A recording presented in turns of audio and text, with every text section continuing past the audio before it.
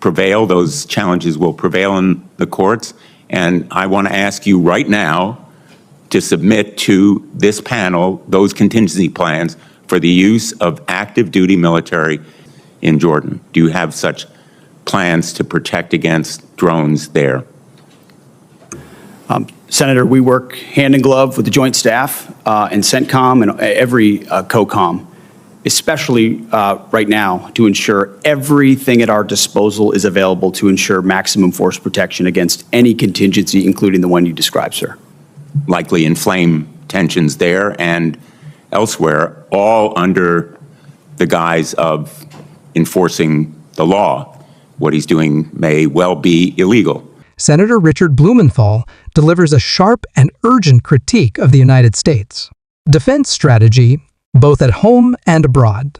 Blumenthal raises serious alarms about what he views as potentially illegal use of active duty military forces on American soil to suppress dissent under the Trump administration, specifically citing the deployment of Marines to Los Angeles. His concerns don't stop there. Blumenthal also confronts Pentagon leadership about glaring shortfalls in the defense budget, warning that the United States is dangerously unprepared for modern warfare, particularly when it comes to defending against drone swarms. Senator Blumenthal. Thanks, Mr. Chairman. Secretary Hegseth, you've been asked about options for the use of force abroad. I want to ask about the use of our military at home. I have been deeply disturbed and alarmed by the use of active duty troops, Marines, in Los Angeles, and President Trump has made clear his intention to continue to use the military to suppress dissent and likely inflame tensions there and elsewhere, all under the guise of enforcing the law. What he's doing may well be illegal. I want to ask you about contingency plans for the use of active duty military in other cities. Do you have such contingency plans? Senator, I would just say we share the president's view that, as you characterized it, we are deeply disturbed and alarmed that ICE officers are being attacked while doing their job in any city in America. And so allowing National Guard or active troops under existing authorities to defend them is important. On ICE officers, yes, but we ought to be equally alarmed by the illegal use of active duty Marines or other military. I take it from your answer that you do have contingency plans for the use of military in other cities. We have never and will not illegally deploy troops. All have been under existing and well-established authorities to use troops to support federal law enforcement officers. So far, there's been no legal justification. It's been challenged successfully. I think that it will prevail. Those challenges will prevail in the courts. And I want to ask you right now to submit to this panel those contingency plans for the use of active duty military in other cities. I want to move on to another area of questioning. The chairman has said that you've submitted precious little detail, to quote him, precious little detail about the budget. I think there is no detail. This budget is literally a rough outline with short-sighted shortfalls.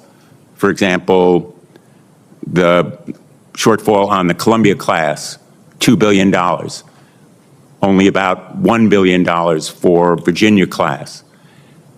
There is virtually no outline or specificity as to how you are going to provide drones to defend and also engage in offensive outline and maneuvers.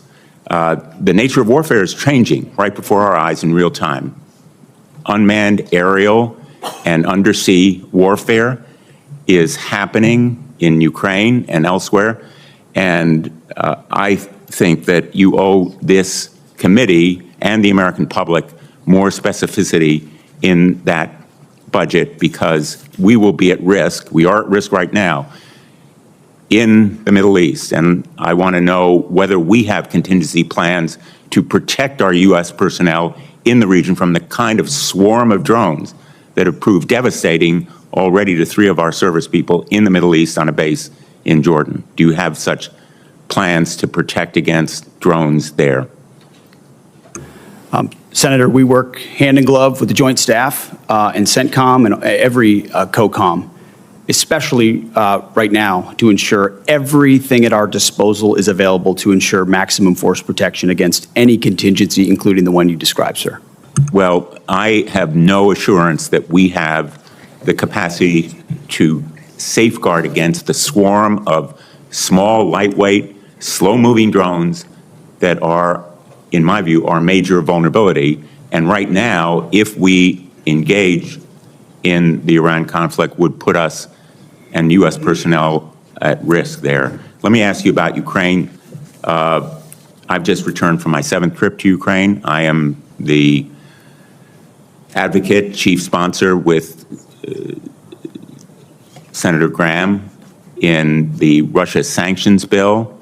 You said that the United States and the ranking member cited it, that we must start by recognizing that returning to Ukraine's pre-2014 borders is an unrealistic objective and will only prolong the war. My question to you is, when will you release the PDA $4 billion in equipment that Ukraine desperately needs? It's sitting there. Ukraine deserves it. When will it be released? This threat has already taken American lives in the Middle East. With global tensions rising, including the escalating conflict with Iran and the ongoing war in Ukraine, Blumenthal presses for answers about $4 billion in stalled military aid to Ukraine, critical for their fight against Russian aggression. What follows is a tense back and forth, revealing gaps in planning, funding, and transparency at the highest levels of United States defense policy. Watch as Blumenthal demands accountability on the Senate floor in this dramatic and eye-opening moment. We're aware of PDA 75, and that is a decision we can make in the future. My time has expired, but I Thank you. don't consider that answer adequate. Thank you,